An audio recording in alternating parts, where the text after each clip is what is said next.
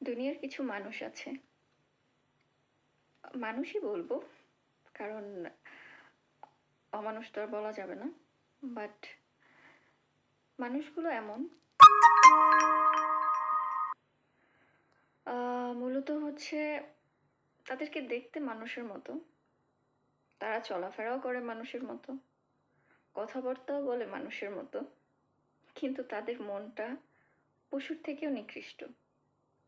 পশুরও না একটা মন আছে, ওদের একটা নীতি আছে, ওরা এক নীতিতে বিশ্বাস করে। পশুর মধ্যেও কিছু পশু আছে যারা পরোপকারী, পরবিশ্বাসী, বিশ্বাস করে।